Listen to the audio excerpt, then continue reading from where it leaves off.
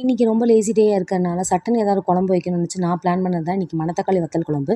First ஒரு pan எடுத்துக்கோங்க, oil ஊற்றிக்கோங்க. அதுக்கப்புறமா கொஞ்சமாக கடுகு சேர்த்துக்கோங்க. கடுகு நல்லா பொரிஞ்சதுக்கப்புறமா கொஞ்சமாக ஒரு பிஞ்ச் கருவேப்பிலை சேர்த்துக்கோங்க.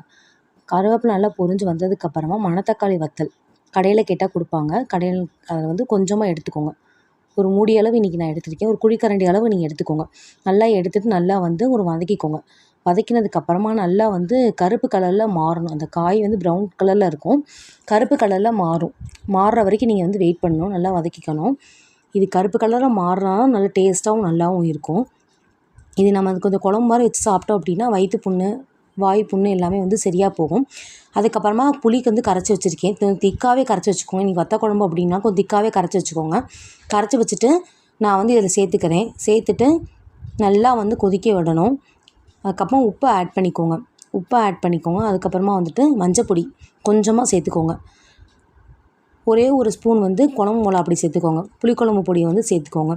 சேர்த்துட்டு இதில் நல்லா மிக்ஸ் பண்ணி விட்டுட்டு நல்லா வந்து கொதிக்க விடணும். நீங்கள் வந்து மூடி போட்டு நல்லா கொதிக்க வச்சுக்கோங்க. திக்காக வர அளவுக்கு நீங்கள் வந்து நல்லா வெயிட் பண்ணிக்கோங்க. நல்லா மூடி போட்டு மூடி வச்சுக்கலாம். நம்ம ஒரு கிளறி விட்டுட்டு அவ்வளோதான். திக்காக வந்து கொதிச்சிட்டு உங்களுக்கு பார்த்தாலே தெரியும் திக்காக இருக்குன்னு. அவ்வளோ சூடான சாதம் போட்டு நம்ம வந்து சாப்பிட வேண்டியதான். இந்த வீடியோ பிடிச்சிருந்தா லைக் பண்ணுங்கள், ஷேர் பண்ணுங்கள், கமெண்ட் பண்ணுங்கள், மறக்காமல் சப்ஸ்கிரைப் பண்ணுங்கள். பாய். நெக்ஸ்ட் வீடியோவில் பார்க்கலாம்.